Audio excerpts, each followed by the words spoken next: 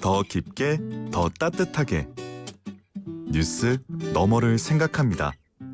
윤현숙 기자의 더 뉴스.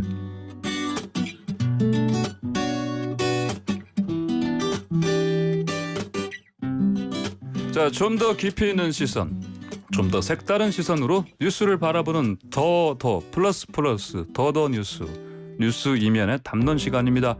윤현숙 기자와 함께합니다. 안녕하십니까? 네, 안녕하세요. 오늘 멋진 모습으로 나오셨네요. 방금 제가 저는 조은지 보이는 기자... 라디오를 하는 걸 알고 있기 때문입니다. 그래요? 이거 저 보이는 라디오 접속하시는 분들 더 늘어나겠는데요? 한번 봅시다. 자 먼저요. 코로나19 때문에 어려운 곳 한두 곳이 아닙니다. 그중에서 특히 여행업계도 참 심각하다고요? 아유, 그럼요. 요즘 네. 이 광고 카피 들어보셨어요? 아, 무슨? 우리가 여행을 떠나는 게 아니라 여행이 우리를 떠났다. 이제 여행을 못 가는 그런 심정을 이렇게 제가 안 떠나는 줄 알았더니 여행이 저를 그냥 버린 네, 거군요. 네, 코로나19 사태 이후로 예. 뭐 사실 바닷길, 하늘길 다 막히면서 예. 여행업계가 지금 고사 직전입니다. 네.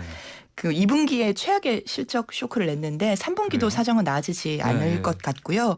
뭐 코로나 유행이 지금 끝이 보이지 않잖아요. 네네. 그러다 보니까 뭐 사정은 더 앞으로도 더 좋아지지 않을 것 같아요. 네. 여름 기점으로 사실은 조금 여행 수요가 늘지 않을까? 휴가도 있고 이렇게 했는데 뭐 네네. 국내 여행은 조금 있었습니다만은 네. 해외 여행은 여전히 어려운 상황이고요. 이런 기대감들도 그래서 조금씩 사라지고 있습니다. 그래서 대형 여행 업체 하면은 대표적으로 뭐 하나 우리 투어, 하나투어도 있고. 모두 투어 이렇게 드는데 예. 양대 산맥인데요. 3분기 지금 실적이 보면 송출객 수가 전년 동기 대비 예. 전년 같은 기간 대비 99.9% 뭐라? 수준이 그래요? 떨어졌어요. 그러니까 사실 수십만 명을 송출을 했는데 예. 지금은 거의 수백 명대? 100명 가던 게 한 명도 안 가는 거네요? 그럼요. 거의 그런 상황이죠. 그래서 이게 예. 그전에 뭐 사스도 있었고 또 동일본 대지진 사태 등을 여행업계도 나름 예. 잔뼈가 굵게 겪었는데 그때하고는 비교도 못할 정도로 아주 어렵다고 합니다. 윤 그래서 기자도 뭐 여행 가려다가 그냥 포기하지 않았어요?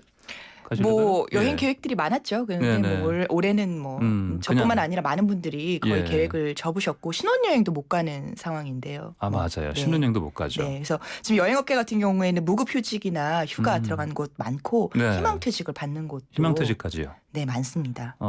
참 심각한 상황인데. 자, 그러면 그 정부에서 내일부터 소비 진작을 위해서 쿠폰 다시 풀지 않습니까? 그럼 여행업계 쪽도 이게 좀 포함이 됐나요? 아니면 안타깝게도 이번에 숙박이나 여행업계는 숙박 여행은 안 되는 거예요? 네네, 또 외식 분야 이런 분야들은 네네. 방역 측면의 위험성 때문에 제외가 됐습니다. 사람이 많이 몰려다니거나 또 모이면 안 되니까 네네네. 그 업종은 제외했다 이런 네네네. 말씀이죠. 네네. 예. 그러면 어떻게 돼요? 여행업계가 포함 안 돼 버렸으면 이쪽에 반발이 만만치 않겠습니다. 네, 그렇습니다. 여행업계 지금 좀 전에 말씀드렸다시피 매출이 거의 0인 곳도 수두룩하기 때문에 그러니까요. 예. 지금 지원이 급하다 이러면서 굉장히 어려운 형편인데 예. 소비 쿠폰 지원 대상에서까지 제외되면서 어려움이 이만저만이 아닙니다. 그래서 여행업협회는 회장단 명의의 성명을 냈는데요. 이게 업계 종사자들을 아예 절망의 구렁텅이로 내모는 네네. 것이다. 이렇게 강력 유감을 표명을 했습니다. 네네. 그래서 해외 입출국자에 대한 그 14일 자가격리 조치 완화라도 좀 해달라. 네네. 이런 방안들을 좀 마련해달라고 호소를 했고요. 인력 고용 한파를 지금 네네. 맡기가 예. 힘든 상황이에요. 그래서 고용 유지 고용부에서- 지원금을 받았었는데 이것도 네네. 11월이면 좀 제한이 되기 때문에 여행업계는 이 한파를 올해 굉장히 어떻게 뚫고 갈지 네네. 긴 동면이 예상됩니다. 네, 심각한 상황이네요. 자, 아까 제가 저희 보이는 라디오 잠깐 뭐 안내 말씀드렸는데 방금 전에 청취자분들 가운데 0608님, 7799님께서 보이는 라디오 잘 보고 있습니다. 이런 문자 주셨습니다. 감사드립니다. 감사합니다. 네. 자, 유튜브에서요. YTN 라디오 검색하시면 보이는 라디오 보실 수가 있습니다. 자, 윤 기자. 다음 얘기 좀 해볼게요. 그럼 방금 말씀하신 것처럼 여행업계 타격이 굉장히 큰데 근데 이렇게 버티기가 언제까지 과연 버틸 수 있을 것인가. 한계 거의 왔다. 절벽까지 왔다. 절망적인 상황 아니겠습니까?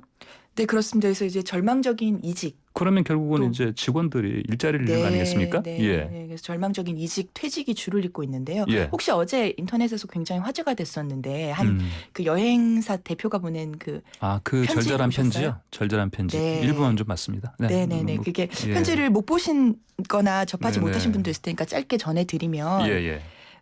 이게 그 부산 기반으로 성장했던 그 중견 업체예요. 여행 박사라는 그래요. 업체가 있는데 네. 이게 올빼미 여행이라고 2000년대에 네. 굉장히 그 업계 화제가 됐던 여행 상품을 그러니까 내놨던 저도 알아요. 예. 네네 직장인들 휴가 내기 어려운 분들을 위해서 1박 3일로 네네. 일본 같은 곳을 짧게 여행하는 걸로 굉장히 히트쳐서 크게 성장해온 기업인데 그래요. 이 기업이 지금 대규모 희망퇴직을 받고 있어요. 대규모로 해요. 네, 260명 정도 예. 규모의 직원을 갖고 있는 기업인데 10분만 남기고 나머지 250명을 10명만 남고요. 대상으로 희망퇴직을 예. 받고 있는데 이 결정을 알리면서 사장이 직원들에게 네네.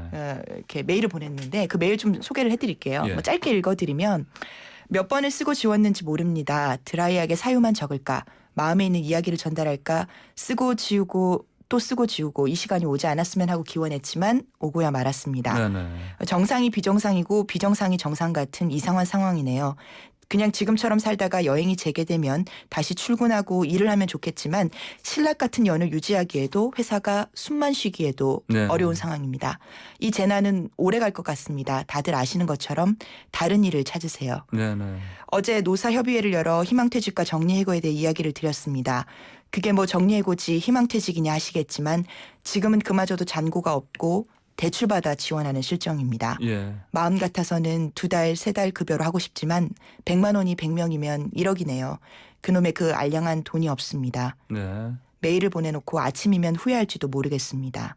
다른 곳에서 다른 이유로 다시 만나면 좋겠습니다. 그땐 저도 다른 위치에서요.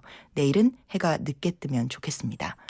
이렇게 제가 중략해서 읽어드렸는데 윤 기자 이거 읽으면서 울먹거리는 것 같아요. 네. 제가 어제 이게 처음 봤을 때 굉장히 예. 먹먹하더라고요. 이런 글을 쓰고 지우고 결국은 예. 전달해야만 하는 그런 대표의 마음이 얼마나 그럴까 예. 싶어서 했는데 보면 이게 보면은 여행업계가 다시 이 업계에서 잔뼈가 굵은 이 사장의 네네. 예측으로는 이제 다시 혹시나 재개되더라도 다들 그동안의 네네. 매출이나 이런 것들을 맞추기 위해서 마이너스 경쟁으로 제살 깎아먹기 경쟁이 될 것 네, 예. 같다.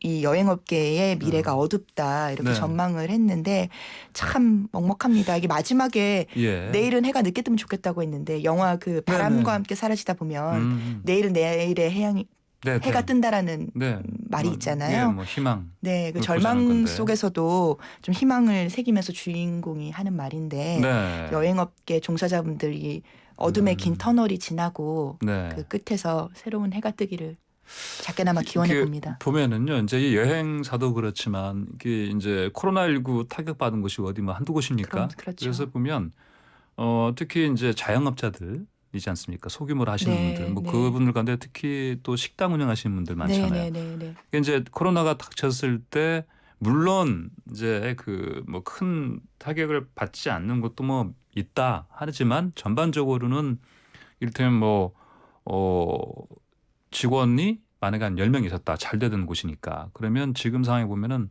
한 명을 두는 것도 힘든 상황인데 그렇죠. 직원들을 그렇다고 정리를 하면 직원들이 일자리를 잃어버리잖아요. 그렇죠. 그래서 아까 이분처럼 빚을 내서 이렇게 직원들 급여를 주고 하면서 그렇게 버티다가도 도저히 안 되겠다 싶어서 결국은 이제 그 마지막 직원까지도 내보내야 하는 그런 상황을 하소연하는 그런 분들 얘기도 좀 들었습니다. 네, 그러니까 지금 그런- 많은 분들이 비슷한 예. 상황에서 네.